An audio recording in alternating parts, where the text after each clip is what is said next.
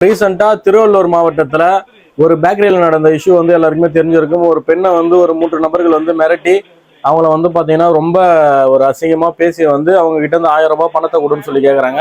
கேட்டதுல அந்த பெண்ணு வந்து பயந்துக்குன்னு சில தொகையை கொடுத்துட்றாங்க. அவங்களுக்கு வந்த உடனே வந்து அதுக்கப்புறம் அங்க இருக்க சில பொருட்கள் எல்லாம் போட்டு உடைச்சிட்டு ஒரு பட்டாக்கத்தி ஒன்று கையில வச்சுக்கின்னு பெண்மணி கிட்ட இந்த மாதிரி ஒரு விஷயத்த பண்றாங்க. அந்த பெண் வந்து அதுக்கப்புறம் போறப்ப வந்து ஒருத்தர் சொல்லிட்டு போறாரு, நீ வந்து போய் புகார்லாம் கொடுத்தனா நீ பேக்கரி நடத்த முடியாது, கடையே இருக்காது, உங்களையும் காலி பண்றோன்ற மாதிரி அவங்களுக்கு ஒரு கொலை மிரட்டல் வர்ற மாதிரி வந்து பாத்தீங்கன்னா பேசியிருக்காங்கன்ற ஒரு விஷயத்தை நீங்க எல்லாரும் தெரிஞ்சுக்கணும். இதுல நீங்க தெரிஞ்சுக்க வேண்டியது, இப்போ அவங்க மேல வந்து 2 வழக்கு வந்து பதிவு பண்ணிருக்காங்க. ஒன்னு வந்து பாத்தீங்கன்னா ஆக்சுவலா ரெண்டுமே வந்து இந்த பேக்கரி சம்பந்தப்பட்ட கேஸ் கிடையாது. ஒண்ணு வந்து அங்க வேற ஏதோ ஒரு கறி கடையில வந்து கடையை சாத்த சொல்லி அங்க ஒரு பிரச்சனை பண்ணி அவர் கொடுத்த புகார்ல வந்து ஒரு வழக்கு.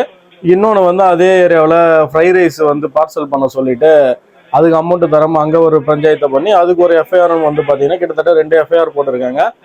முகேந்தர், பாபா என்கின்ற வினோத், மூணாவது வந்து பிரவீன். இவங்க 3 பேர்ல வந்து 2 பேர் அரெஸ்ட் பண்ணிட்டாங்க.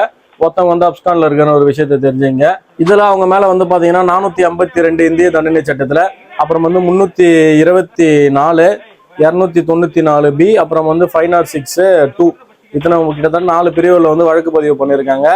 இந்த 452லயே வந்து கிட்டத்தட்ட அவங்களுக்கு 7 ஆண்டுகள் வரைக்கும் சிறை தண்டனை தர அளவு வந்து பாத்தீங்கன்னா பிரிவுகளில் போட்டிருக்காங்க. இந்த ஒரு சம்பவத்தை நீங்க என்ன நினைக்கிறீங்க அப்படின்றத மறக்காம கமெண்ட் பண்ணுங்க.